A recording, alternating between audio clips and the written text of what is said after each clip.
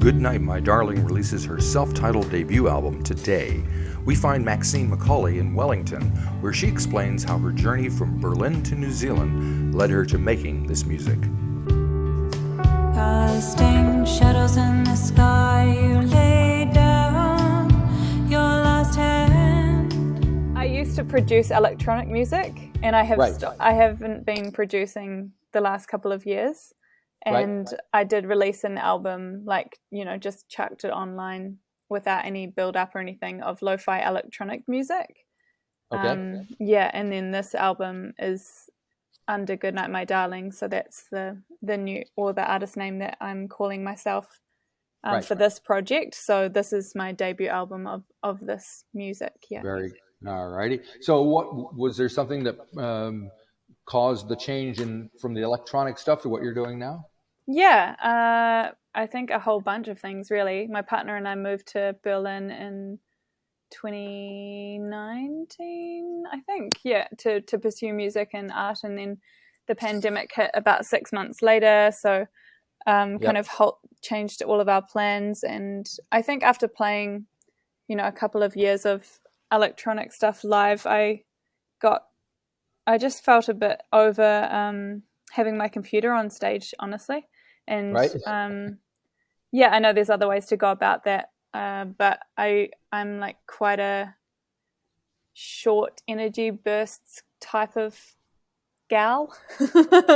So transferring my whole Ableton process into a different type of hardware, I don't know, I just wasn't really feeling it. I wanted to kind of have something more physical, so I decided one night that I wanted to take up guitar. So I've been playing guitar the last 2.5 years, I think, 2-3 years. So that was the movement for me. It was wanting to play with other people as well, live. Right. So why did you move to Berlin? Because, were you listening to lots of Kraftwerk albums or something? What was going on? I don't know. I guess I'm a sucker for those those places that you hear about that have all the creatives, like when I was early 20s, I finished my first degree and just went straight to Melbourne and had the best time there, and it lived up to my expectations. And then the same with Berlin, despite the pandemic, it does have so much amazing art and music. So that was the draw card. Plus it's in Europe. Right. Travel. It is in Europe. So now you're back in Wellington. How's Wellington holding up? Is it keeping your interest? It's so amazing. I think I was trying to find an amp case the other day for on the road. Right. So I went to Music Works, and before that I dropped up my first vinyl at Flying Nun. Nice. So that was real exciting. And then just on that walk, I saw a friend in the industry in Flying Nun, and then talking to these other musicians at Music Works, and then bumping into another friend who's a hip hop artist.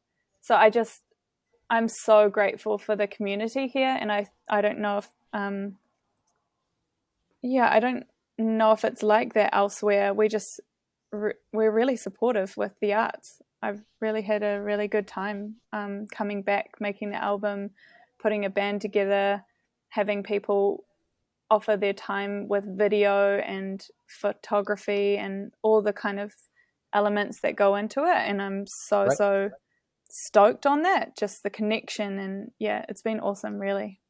Very good. Yeah. So yes, it is. Let's get into the nuts and bolts of making this album. Cool. It looks like it was made in were the drums recorded in Wellington and other bits recorded elsewhere? How did you approach the production? It was all produced in Wellington and all written overseas. So I wrote the songs 2 years ago and came back, and that was an awesome way to come back, was to put all my energy into the producing. And I worked with a local producer. His name's Toby Lloyd. Have you heard of him?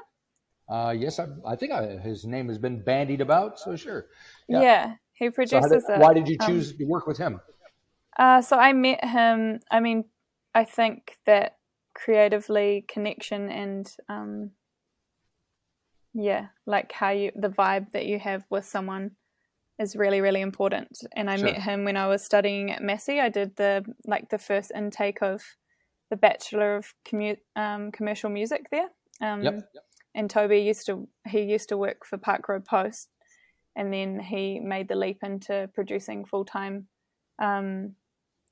which has gone really well for him. But in the kind of crossover, he was doing some tech support and education at Massey. So I met him when I was there, and when I was overseas, I just kind of thought like who would be awesome to work with. And yeah, we have really good chemistry. So that's, I think, first and foremost. And then alongside that, he's incredible at what he does. So yeah. Oh, good. Yeah. So what kind of discussions did you have with him about the sound you wanted to make? Because it's obviously different than what you were doing before. So what did you tell him what you wanted? Well, when I got back, I met up with him for a coffee, and we just kind of talked about the direction that I wanted to go in with the songs. And I put together a playlist. So I think he has probably a lot of artists do that. Right. Yeah, I was listening to a lot of shoegaze, and I really like artists like Angel Olsen and also New Zealand artists like Nadia Reid and Aldous Harding. So yeah, I kind of just threw together a playlist of different bands and sounds that I liked, and we came up with the sound from there. Yeah. Very good. Yeah. So, and who else is playing on the record? Are you in touch with? Because I know you had somebody named Ingrid and somebody or other, the Ministers touring with you. I don't know if they're on the record. Yeah, so Ingrid has her band. The name is Ingrid and the Ministers, and she plays kind of punk rock blues. Yeah, she's incredible. She's an incredible guitarist and songwriter, and I was really lucky to connect with her when I came back. I needed a guitar teacher, and I still do. So she was my guitar teacher, and then I roped her in for some lead in my project. Right. Which has been great because she's also touring at the moment, and we're doing a joint show together at Moon on the 2nd of December. And as far as other musicians, there's Olivia Campion. She plays drums on the album. And Mitch Kirk, who's a friend of mine from uni, plays bass. Right. We got someone, Olivia Wilding. She plays for recitals. She plays cello. Right. Yeah. So a bunch of amazing musicians, really. So the first track on the album is The Carriage, which was also the first single. So what is about that song that makes you want to put it up front? Hope is a dangerous thing. Our two hearts, they meet. Where are you now? Some say danger is sweet.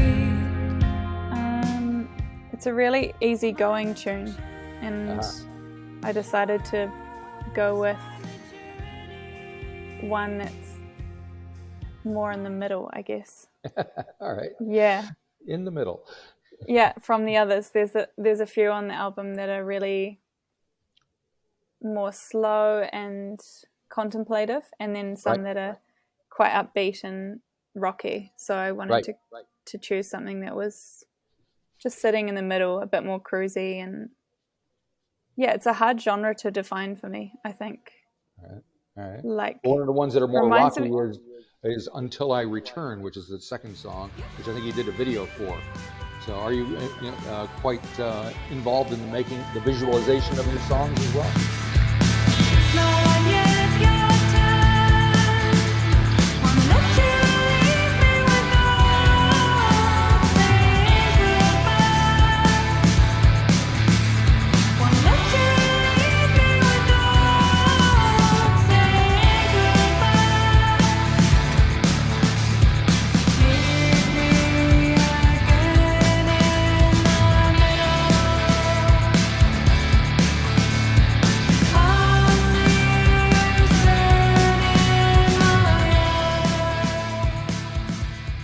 No, I would love to say that I am.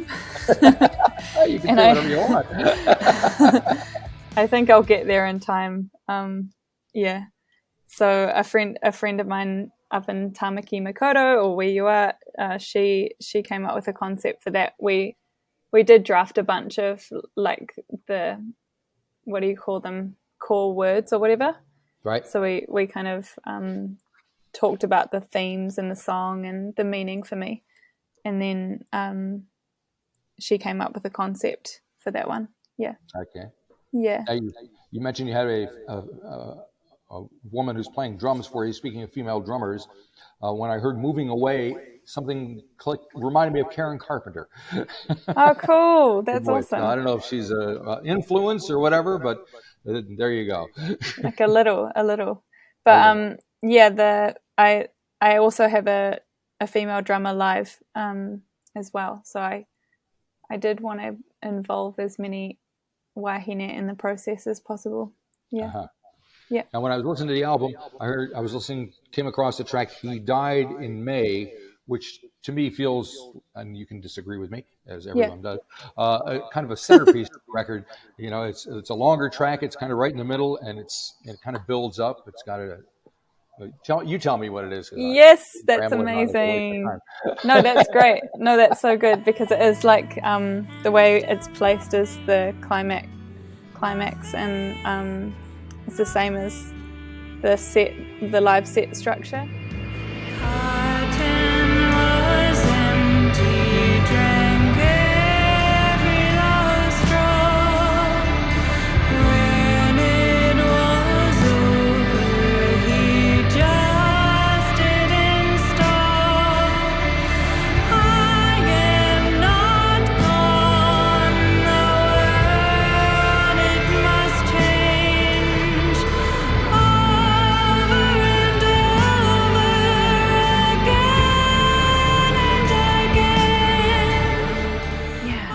I think I need to think more about how to talk about it, because it's quite a political piece, and in what respect? Yeah, it's really hard to take up space on that. Okay. Yeah, I don't want to like comment on something that's not my place to comment on, but I did go to like a kind of a huge rally around this movement, and it did move me so much that I wrote it when I got home from that, and yeah. And this is when you were in Berlin? Yeah, that's the piece, yeah, for me. Mm-hmm.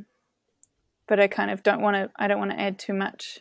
No, that's fine. Yeah, thanks. Sometimes less is more. And musically, especially when you kind of alluded to it a little bit, when you play it live, I'm guessing that it might go in certain places that it doesn't on the record. Yeah, it does. It has like a huge crescendo with the drums and the cello and everything kind of erupting into this cacophony of sound.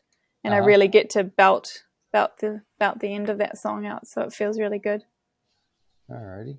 Yeah. And you have another video for "The Trees Have Eyes," which I think is your sister dancing in there? The trees have eyes, like drawing a line in the sand. I won't be explaining what you can't understand. He was going to part the ocean to save you, if that's all it took. And darling, he had to.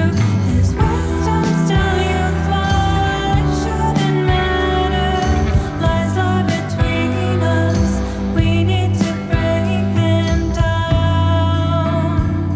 Yeah, my little sister, yeah. And her one of her best friends. Yeah. He's a dancer. He's based in Sydney, I think. So we were that was cool timing. He was here. Right. And they both loved that song. They wanted to do a dance for it. So I was like, yes, please go for it. Very cool. Yeah. My partner directed that. He loves nighttime photography and tunnels and things like this. And so that was the kind of concept behind it. It's quite visual.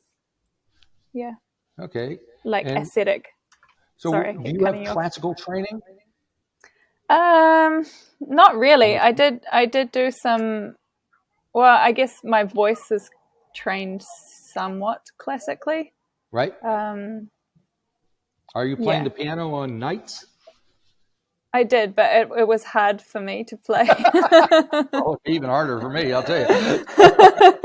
Even though it's it's a really simple it's a really simple line, but it was difficult to get the timing right. But hey, that's the magic of production as well. You just have to get one little bit, and then you can kind of move it. Right. Yeah. Very good. So you say so the record's coming out. There's vinyl being released on the day, or is that happening down the track some? Have you got them already pressed up? Yeah, vinyl's ready to go. So I'm taking pre-orders. I've sold 11 already, which is really cool. Yeah. So yeah, just working on getting those into some shops, and yeah, they will be available from Wednesday. Cool. And you're going to be doing some shows around? Yep. You coming back to Auckland? I need to see you now. No, sorry. Next year for sure. Next year. Yeah. Well, it's only 2 months away. Yeah, absolutely. We're almost there, aren't we? We are almost there. Excellent. Oh, so nice to meet you. You too. Have a great day. Thank you very much. Thanks, Marty.